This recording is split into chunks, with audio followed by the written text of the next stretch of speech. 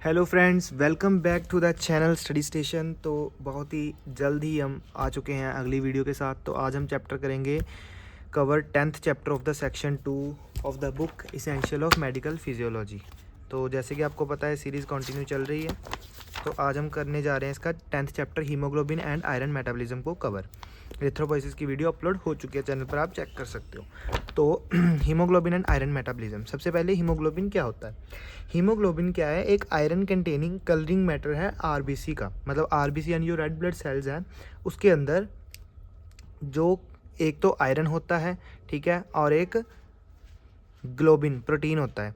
तो इन दोनों के कॉम्बिनेशन के साथ कोई कलरिंग मैटर भी है जो उसको रेड कलर प्रोवाइड कर रहा है। तो हीमोग्लोबिन में आयरन होता है, कलरिंग मैटर होता है आरबीसी के अंदर, iron containing colouring matter of RBC, red blood cells के आयरन भी है उसमें और कलरिंग मैटर भी है। तो हीमोग्लोबिन एज अ बफर भी एक्ट करता है, ये आगे फंक्शंस में पढ़ेंगे। तो इसका मॉलिक्यूलर वेट कितना आता है? 68,000, ठीक है। तो डेफिनेशन इसकी एज सच आपको याद रखनी है हीमोग्लोबिन की, आयरन कंटेनिंग कलरिंग मैटर है आरबीसी का। आगे आगे जब पढ़ेंगे तो आपको इसके बारे में पूरी अच्छी तरह से नॉलेज हो जाएगी। नॉर्मली बात करें हीमोग्लोबिन का कंटेंट इन ह्यूमन बॉडी कितना रहता है? 14 to 60 ग्राम पर डेसीलीटर, ये इसकी यूनिट है, ऐसे इसको डिग्निफाई किया जाता है। और एट बर्थ ये 25 ग्राम पर डेसीलीटर होता है। क्यों ज़्यादा होता है ये भी आगे हम रीज़न बताएंगे क्यों बच्चों में ये ज़्यादा होता है, क्योंकि उसकी ऑक्सीजन की बाइंडिंग कैपेसिटी ज़्यादा होती है, ठीक है। तो ये हो गया नॉर्मल कंटेंट। अब इसके एक आगे देख लेते हैं कि वैसे तो 14 to 16 ग्राम चाहिए, एट बर्थ 25 ग्राम होता है, ठीक है। और मेल्स में ये 15 ग्राम पर डेसीलीटर होता है और फीमेल्स में 40 ग्राम पर डेसीलीटर, ये इसकी नॉर्मल वैल्यू है। इसके आगे पीछे भी अगर मेल्स में 13 भी है चल जाएगा, फीमेल्स में 12 भी है चल जाएगा, ऐसी कोई बात नहीं, ये एक नॉर्मल वैल्यू है, रेंज ली होती है। उसके बाद आता है फंक्शंस ऑफ हीमोग्लोबिन। तो फंक्शंस क्या क्या है?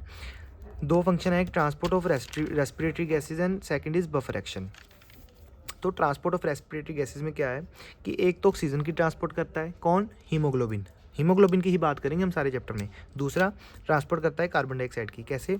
हीमोग्लोबिन जब ऑक्सीजन के साथ मिल जाता है तो ऑक्सीजनेशन होती है उसकी और बन जाता है ऑक्सी हीमोग्लोबिन। कंपाउंड बन गया ऑक्सी हीमोग्लोबिन, मतलब कि हीमोग्लोबिन ने ऑक्सीजन को अपने साथ कैरी कर लिया। अब ऑक्सी हीमोग्लोबिन जो है वो अनस्टेबल और रिवर्सिबल, ठीक है, मॉलिक्यूल है। अनस्टेबल रिवर्सिबल का क्या फ़ायदा है कि बॉडी के किसी भी पार्ट में, किसी भी पॉइंट पे, किसी भी साइड पे जाके ये ऑक्सीजन को अपने से डिटैच कर सकता है और टिश्यू को ऑक्सीजन प्रोवाइड कर सकता है। अब उसके बाद आ गया ऑक्सी हीमोग्लोबिन। जब ऑक्सीजन को छोड़ देता है तो जो हीमोग्लोबिन बचता है उसे हम क्या कह देते हैं? फेरो हीमोग्लोबिन। फेरो हीमोग्लोबिन, या उसको हम कह देते हैं रिड्यूस्ड हीमोग्लोबिन, क्योंकि हीमोग्लोबिन ऑक्सीजन छोड़ दी तो रिड्यूस्ड हो गया, ठीक है। उसके बाद आ गया ट्रांसपोर्ट ऑफ कार्बन डाइऑक्साइड। जैसे इधर ऑक्सीजन के साथ हीमोग्लोबिन ऑक्सीजन के साथ कंबाइन हुआ था, वैसे यहाँ पे हीमोग्लोबिन कंबाइन होएगा कार्बन डाइऑक्साइड के साथ। तो जब कार्बन डाइऑक्साइड के साथ कंबाइन होता है तो ये बन जाता है कार्ब हीमोग्लोबिन। याद रखना, not carboxy, it is carb haemoglobin. ये भी अनस्टेबल है, रिवर्सिबल है, बॉडी के किसी भी पार्ट पे ये डिटैच हो सकता है, लेकिन mostly it got detached at the point of कहाँ पे? जब ये लंग्स में जाता है, जब कार्बन डाइऑक्साइड बॉडी से बाहर जानी होती है। अब उसके बाद आ जाता है, ये तो हो गया था उसके रेस्पिरेटरी गैसेस का ट्रांसपोर्ट। अब उसके बाद आ जाता है second action, that is buffer action. तो haemoglobin as a good buffer काम करता है, इंपॉर्टेंट रोल है, एसिड बेस बैलेंस को मेंटेन करके रखता है और पीएच को मेंटेन करके रखता है। तो ये ऐसा इतना ही है। तब उसके बाद आ जाता है स्ट्रक्चर ऑफ हीमोग्लोबिन। हीमोग्लोबिन कैसे बनता है? हीमोग्लोबिन बनाता है प्रोटीन और आयरन का। क्या है? हीमोग्लोबिन में जो हीम पार्ट है, हीमोग्लोबिन का हीम पार्ट है जो वो होता है iron containing pigment, and globin क्या होता है? ग्लोबिन एक प्रोटीन है, ठीक है। तो ये हीमोग्लोबिन, ऐसे इसको हम याद करेंगे, हीम और ग्लोबिन में आयरन जो है क्या है? नॉर्मली आयरन फेरस फॉर्म में होता है, यानी Fe2+, इसको ऐसे नोट किया जाता है, फेरस फॉर्म में होता है। ये भी अनस्टेबल होता है और लूज होता है। नॉर्मली बॉडी में इसी फॉर्म में चलता है आयरन, बॉडी में मींस के हीमोग्लोबिन में, लेकिन अब नॉर्मल कंडीशन में ये फेरिक स्टेट में भी होता है, यानी कि स्टेबल फॉर्म में फेरिक स्टेट में, ठीक है, वो Fe3+ के साथ डिनोट होता है। अब उसके बाद आता है प्रोफायरिन। ये क्या है? जो हीम के अंदर, एक तो आयरन हो गया हीम, उसके अंदर एक पिगमेंट पार्ट भी है जो मैंने आपको डेफिनेशन में बताया था कि आगे पढ़ेंगे, आयरन कंटेनिंग कलरिंग मैटर, यानी कि एक आयरन है हीम में, साथ में कोई पिगमेंटेशन भी दे रहा है। तो पिगमेंटेशन कौन दे रहा है? वो है प्रोफायरिन, पिगमेंट पार्ट है हीम का। तो प्रोफायरिन में क्या स्ट्रक्चरल इसकी विजुअलाइजेशन होएगी कि 4 पायरोल रिंग्स होते हैं। पायरोल रिंग्स यानी कि पायरोल रिंग्स 4 तरह के होते हैं, 1 2 3 4। मान लो ये रेडिश में 4 पायरोल रिंग है और ये एक दूसरे के साथ मीथेन से अटैच होते हैं, CH4 इज मीथेन, ठीक है। तो हर एक पायरोल रिंग पे एक आयरन का मॉलिक्यूल अटैच होएगा, ठीक है, एक आयरन अटैच होएगा और आयरन दूसरी तरफ किसके साथ अटैच है, ग्लोबिन के साथ। यानी कि क्या बन गया ये कि देखो एक तरफ आयरन पायरोल रिंग के साथ अटैच है, एक तरफ ग्लोबिन के साथ। अब आयरन क्या है, हीम, हीम के साथ ये क्या हो गया, पिगमेंट पार्ट प्रोफायरिन। अब प्रोफायरिन भी आ गया, आयरन भी हो गया, ये बन गया हीम पार्ट और ग्लोबिन के साथ अटैच है, तो ये बन गया हीमोग्लोबिन। ग्लोबिन क्या है, जो यहाँ पे जी लिखा हुआ है, प्रोटीन है। ग्लोबिन बना होता है 4 पॉलीपेप्टाइड चैन से, 2 बीटा और 2 अल्फा चैन्स। ठीक है, तो ये आगे जाके हम ग्लोबिन के बारे में और पढ़ेंगे, हीम के बारे में और पढ़ेंगे कि हीम कहाँ से बनता है और ग्लोबिन कहाँ से बनता है। अभी के लिए देखो स्ट्रक्चर में यही याद रखो कि ग्लोबिन 4 मतलब 4 पॉलीपेप्टाइड चैन्स का होता है, जिसमें नॉर्मल एडल्ट में 2 बीटा चैन्स और 2 अल्फा चैन्स होती हैं। अब उसके बाद ये भी हम इसको कोरिलेट करते हैं, टाइप्स ऑफ नॉर्मल हीमोग्लोबिन क्या है। एक तो होता है एडल्ट हीमोग्लोबिन, एक होता है फीटल हीमोग्लोबिन। क्या फ़र्क है दोनों में, एडल्ट हीमोग्लोबिन में 2 अल्फा चैन्स होती हैं और 2 बीटा चैन्स, जैसे हमने यहाँ पढ़ा कि 4 पॉलीपेप्टाइड चैन्स होती हैं, 2 अल्फा 2 बीटा।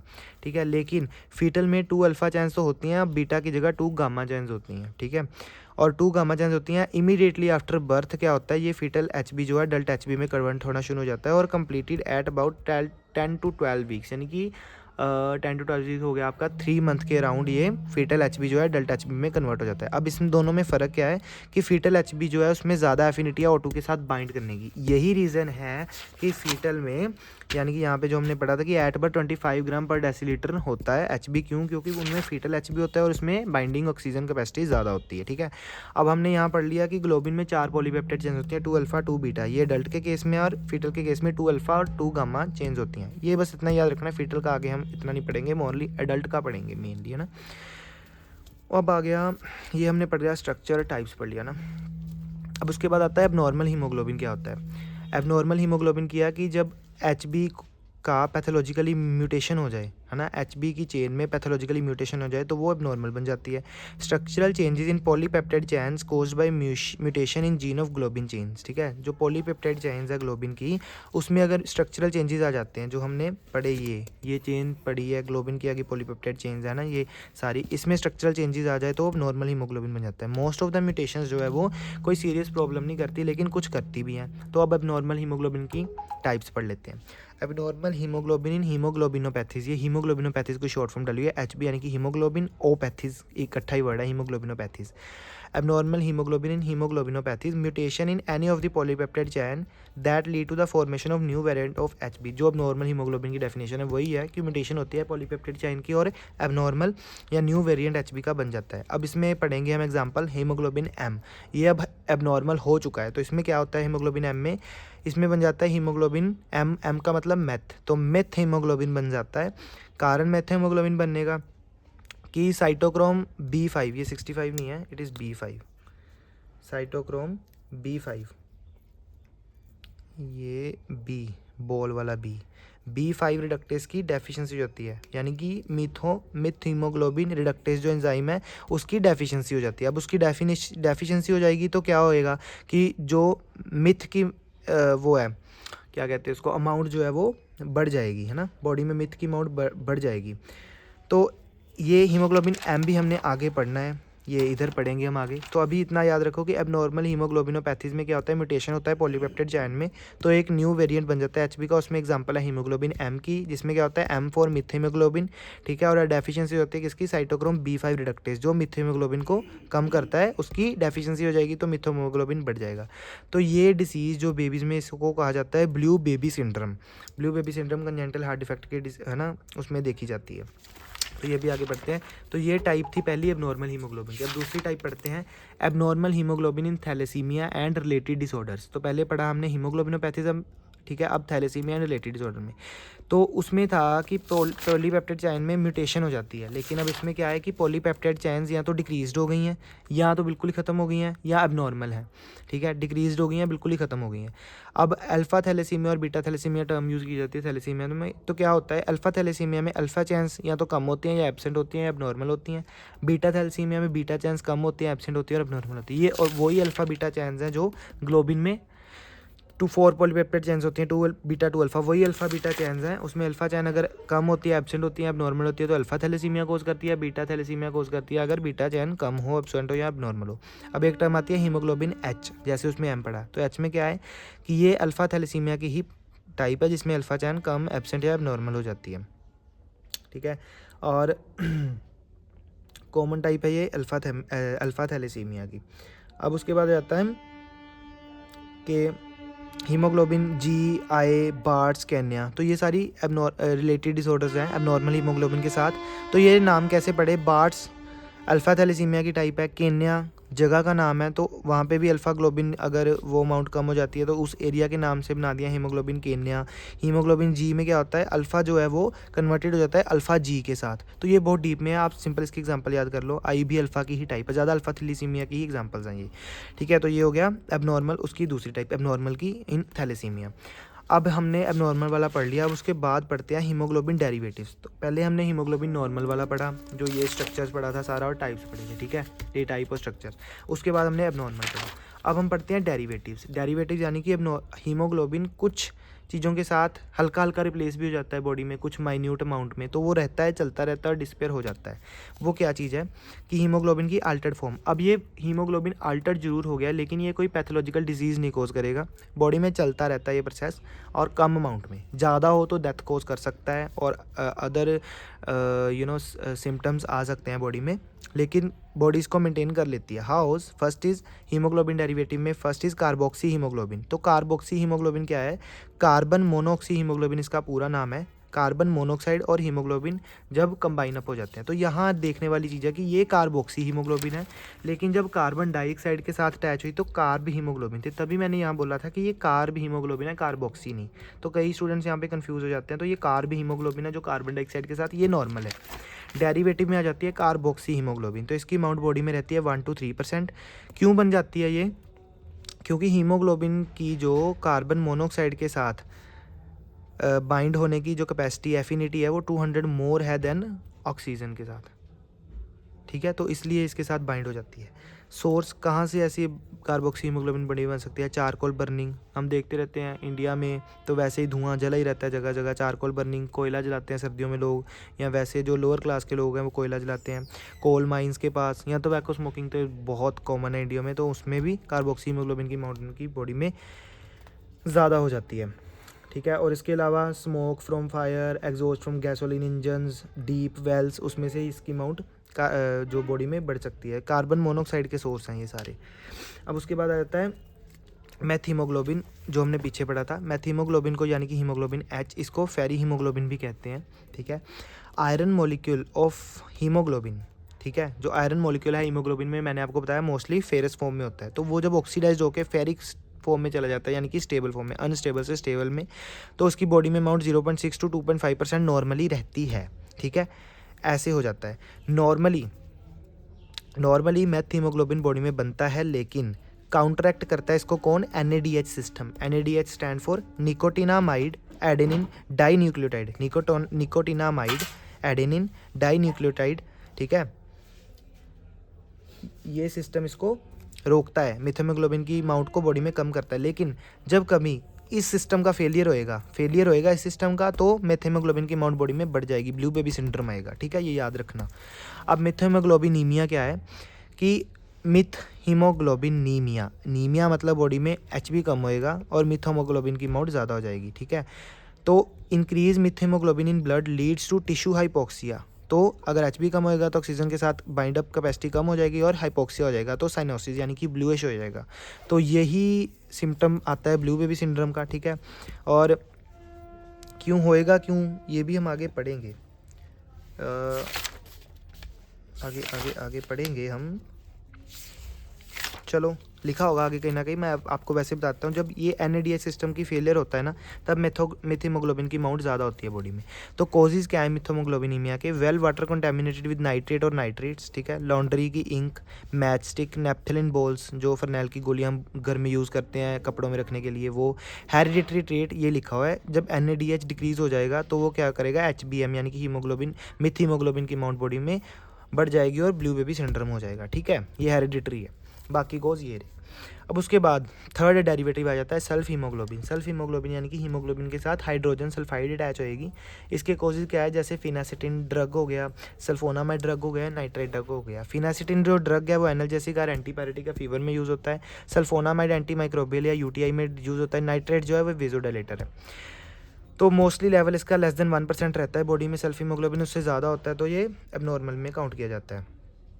बट इसका लेवल अगर 10 ग्राम DL से इंक्रीज़ हो जाए तो सिनोसिस हो जाती है। Usually serious toxic effect notice किए जाते हैं। इरिवर्सिबल है, तब तक बॉडी में सेल्फ हीमोग्लोबिन रहेगा जब तक RBC है। जब RBC की डेथ होगी तब जाके ये ख़त्म होगा। बाकी तो बॉडी में NDH सिस्टम है तो मिथोमोग्लोबिन कम हो रहा है, ठीक है। कार्बोक्सी हीमोग्लोबिन भी बॉडी मैनेज कर रही है उसको डिटैच करके, ठीक है। या तो लेकिन सेल्फ हीमोग्लोबिन जब तक RBC है तो ये रहेगा। अब ये हमने पढ़ ली हीमोग्लोबिन डेरिवेटिव्स। अब उसके बाद आ जाते हैं सिंथेसिस ऑफ हीमोग्लोबिन। जो हमने हीमोग्लोबिन का स्ट्रक्चर पढ़ा पीछे की, हीमोग्लोबिन क्या होता है, haem plus globin, iron, porphyrin, globin. अब इसका हम सिंथेसिस पढ़ते हैं कि कहाँ से बनता है। तो स्टार्ट्स इन प्रोरिथ्रोब्लास्टिक स्टेज। हमने एरिथ्रोपोइसिस में पढ़ा कि एक प्रोरिथ्रोब्लास्टिक स्टेज होती है, तो वहाँ पे हमने लिखा हुआ था कि हीमोग्लोबिन स्टार्ट हो जाता है बनना, वहाँ से बनता है। और कब तक चलता है, रेटिकुलोसाइट। तो वहाँ हमने लिखा हुआ था कि रेटिकुलोसाइट तक आके आते आते हीमोग्लोबिन बन जाता है पूरा, जब न्यूक्लियस डिसअपीयर हो जाता है उसका। तो ये थी का वहाँ से स्टार्ट होता है, यहाँ तक चलता है। हीम पोर्शन जो है हीमोग्लोबिन का, जो हीम पोर्शन है वो माइटोकॉन्ड्रिया में बनता है, लेकिन ग्लोबिन पोर्शन जो है वो राइबोसोम से आता है। बाद में ये दोनों अटैच होकर हीमोग्लोबिन बनाते हैं। चलो लेट्स डू द सिंथेसिस। तो सिंथेसिस ऑफ हीमोग्लोबिन, ये इधर चल रहा है माइटोकॉन्ड्रियन रेड बॉक्स के अंदर, और बाहर चल रहा है साइटोप्लाज्म। तो सबसे पहले क्या होता है, माइटोकॉन्ड्रियन के अंदर 2 molecules of succinyl and succinyl coenzyme and 2 molecule of succinyl coenzyme and 2 molecule of glycine, ये दोनों अटैच होते हैं इन the presence of ALA synthase. तो ALA मैं एक जगह लिख देता हूँ, ALA क्या है, जगह जगह आएगा। ALA क्या है, ALA इज अमाइनो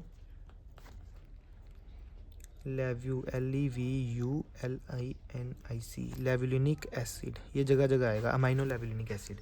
तो इन the presence of ALA synthase ये बन जाता है डेल्टा ALA, यानी कि डेल्टा अमाइनो लेवुलिनिक एसिड, ठीक है। अब ये आ गया निकल के साइटोप्लाज्म में। जब इसके 2 मॉलिक्यूल इकट्ठे होंगे तो इन द प्रेजेंस ऑफ ALA डिहाइड्रेटेज ये बन जाएगा पोरफोबिलिनोजन, एंड देन पोरफोबिलिनोजन के बाद इन the presence of porphobilinogen is converted into the uroporphobilinogen 1 in the presence of यूरोपोर्फोबिलिनोजन 1 synthase. ये सिंथेस भी लिख सकते हैं, इसके साथ ये भी टर्म यूज़ की जा सकती है, यूरोपोर्फोबिलिनोजन 1 सिंथेस। वैसे सिंथेस भी लिखो तो चलेगा। अब उसके बाद यूरोपोर्फोबिलिनोजन 1 इज़ कन्वर्टेड इनटू यूरोपोर्फोबिलिनोजन 3 बाय पोर्फोबिलिनोजन 3 कोसिंथेस। तो कोसिंथेस भी लिख सकते हैं या पोर्फोबिलिनोजन कोसिंथेस भी लिख सकते हैं। तो ये जो आगे वाली टर्म है आप सैम्बलिंगम से देख सकते हो, दोनों बच्चों के लिए। अगर इजी करना है तो ये कर लो। अब उसके बाद यूरोपोर्फोबिलिनोजन 3, ये एक रिंग स्ट्रक्चर है, ठीक है। इस फॉर्म यूरोपोर्फोबिलिनोजन 3 इससे बन गया, ठीक है। उसके बाद आ गया, हाँ ये इसका बन गया, और उसके बाद आ गया कोप्रोपोरफायरिनोजन 3, ये बन गया यूरोपोर्फोबिलिनोजन से in the presence of enzyme uroporphobilinogen decarboxylase, ठीक है। तो ये रिंग स्ट्रक्चर है, ये रिंग स्ट्रक्चर नहीं, ये रिंग स्ट्रक्चर बनता है। क्यों, को आ गया ना, कोप्रोपोरफायरिनोजन 3। In easy language, delta ALA is converted into porphobilinogen in presence of enzyme ALA dehydratase। फिर सिंथेज आया, सिंथेज ने इसको यूरो में कन्वर्ट कर दिया, फिर को सिंथेज आया उसने 3 में कन्वर्ट कर दिया, फिर डी कार्बोक्सिलेज आया उसने कोपोरफिरिनोजन 3 में कर दिया। अब साइटोप्लाज्म से ये फिर चले जाएगा माइटोकॉन्ड्रियन में, वहाँ ऑक्सीडेशन होगी इसकी, तो ये बन गया प्रोटोपोरफिरिनोजन 9, फिर ऑक्सीडेज हुआ, फिर बन गया प्रोटोपोरफायरिन 9। अब इसके बाद फेरस फॉर्म लग निकल गई और इसको फेरो किलेटेज एंजाइम की प्रेजेंस में बन गया हीम आया वापस साइटोप्लाज्म में, और वहाँ आया ग्लोबिन जो राइबोसोम में बना था, उसके साथ अटैच बन गया हीमोग्लोबिन। तो ये गाइस आपको थोड़ा याद ही करना पड़ेगा इसको और डीप में समझाने के लिए। आई डोंट थिंक सो कि कोई ज़्यादा सेंस बनेगी, इसको याद करना पड़ेगा एंजाइम्स को। 2-4 बार बना के देखो डायग्राम तो आपको अच्छी तरह याद हो जाएगा। तो यहाँ हमारे पास हीमोग्लोबिन बन गया। अब ग्लोबिन राइबोसोम से तो आ गया था, लेकिन ग्लोबिन है कैसा दिखने में, तो अब वो देखते हैं कैसा है। ग्लोबिन की फॉर्मेशन कैसे हुई, जैसे आपको पीछे बताया कि 4 पॉलीपेप्टाइड चेन्स होती हैं। कौन कौन सी, alpha, beta, gamma and delta, ठीक है। तो alpha, beta, gamma and delta, अगर अल्फ़ा 2 इकट्ठी हो गई, 2 अल्फ़ा और 2 बीटा इकट्ठी हो गई तो बन गया एडल्ट हीमोग्लोबिन। 2 अल्फ़ा और 2 गामा इकट्ठी होगी तो बन गया फीटल हीमोग्लोबिन, ठीक है। तो हर एक चेन जो अल्फ़ा बीटा गामा डेल्टा, हर एक चेन का अपना अपना अमाइनो एसिड सीक्वेंस है, और हर एक चेन में अगर अल्फ़ा की बात करें तो इसमें 141 टू 146 अमाइनो एसिड्स हैं, बीटा में भी 141 टू 146, ऐसे करते करते दोनों में। तो एक ग्लोबिन मॉलिक्यूल के अंदर, एक ग्लोबिन की जब हम बात करते हैं उसमें 2 पेयर्स होते हैं चेन के, 2 पेयर्स यानी कि 2 जोड़े, यानी कि एक जोड़ा इधर दूसरा जोड़ा इधर। तो एक जोड़ा होएगा जिसमें 2 अल्फ़ा होंगे, दूसरा जोड़ा होगा 2 बीटा होंगे। तो एक पेयर हो गया 2 अल्फ़ा का, एक पेयर हो गया 2 बीटा का। तो 2 पेयर हो गए इकट्ठे तो एडल्ट हीमोग्लोबिन बन गया, इधर भी 2 पेयर इकट्ठे हो गए तो फीटल बन गया। ठीक है, तो ये थोड़ा ध्यान से समझो, इसको समझ आ जाएगा। वैसे अल्फ़ा बीटा गामा डेल्टा है पॉलीपेप्टाइड चेन्स, जब इसके 2 मॉलिक्यूल्स इकट्ठे हो जाते हैं तो वो हीमोग्लोबिन आगे बना देते हैं, ग्लोबिन बना देते हैं। ठीक है, अब आ जाते हैं कन्फिग्रेशन की बात करते हैं। ग्लोबिन भी पढ़ लिया, हीम भी पढ़ लिया, अब कन्फिग्रेशन इसको जोड़ना है। Each polypeptide chain combine with 1 haem molecule. ठीक है, ईच पॉलीपेप्टाइड चेन, ईच की बात करी है इन्होंने, यानी कि एडल्ट हीमोग्लोबिन में 2 अल्फ़ा 2 बीटा थी, यानी कि टोटल 4 पॉलीपेप्टाइड चेन थी, 2 अल्फ़ा 2 बीटा, यानी अल्फ़ा अल्फ़ा बीटा बीटा। तो हर एक पॉलीपेप्टाइड चेन जो है उसके साथ एक ही मॉलिक्यूल अटैच होता है। अल्फ़ा अल्फ़ा अल्फ़ा के साथ एक, फिर अल्फ़ा के साथ एक, 2 हो गए, फिर बीटा के साथ एक, फिर बीटा के साथ हो गए 2, 2 2 या 4। Thus adult haemoglobin has 4 polypeptide chain, 2 alpha 2 beta, so 4 haem molecules होंगे। ठीक है, each haemoglobin molecule has 4 polypeptide chains and 4 haem molecule. अब आ गई हीमोग्लोबिन मॉलिक्यूल की बात, यहाँ ग्लोबिन की थी, अब हीमोग्लोबिन में क्या होएगा, एक हीमोग्लोबिन के अंदर 4 पॉलीपेप्टाइड चेन्स हैं ये वाली, और उसके साथ 4 हीम के मॉलिक्यूल हैं, ये जो इधर बने थे हीम के मॉलिक्यूल। ठीक है, अब ये हो गया इसकी कन्फिग्रेशन, ये हमने पढ़ लिया क्या, सिंथेसिस। अब उसके बाद आ जाओ डिस्ट्रक्शन। अगर हमें पता चल गया हीमोग्लोबिन कैसे बना है, कैसे साइटोप्लाज्म माइटोकॉन्ड्रिया को मिला के बना है, ग्लोबिन को मिला के बना है ना, अब उसकी डिस्ट्रक्शन पढ़नी भी बहुत ज़रूरी है कि कैसे ख़त्म होएगा।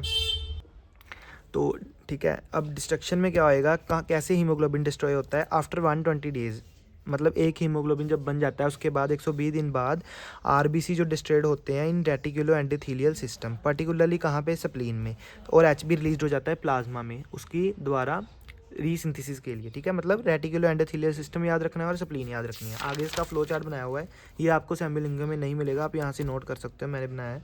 तो रेटिकुलो एंडोथेलियल सिस्टम में हीमोग्लोबिन जो है वो डिस्ट्रक्ट हो जाता है तो 2 पार्ट्स में, हीम और ग्लोबिन में, जैसे जहाँ से बना था। ग्लोबिन तो डायरेक्टली रीसिंथेसिस के लिए यूज़ होता है, एक तो राइबोसोम से बन रहा था, एक ये भी ग्लोबिन रीसिंथेसिस में यूज़ हो जाएगा। ठीक है, जो हीम पार्ट है वो आगे बाइफरकेट हो जाएगा आयरन में और पोरफायरिन में, आयरन और पोरफायरिन। अब पहले आयरन पढ़ लेते हैं। आयरन जो है वो स्टोर हो जाएगा ऐसे ही एज अ फेरिटिन एंड हीमोसाइडरिन। ठीक है, हीमोसाइडरिन या हीमोसोडरिन, आई थिंक सो,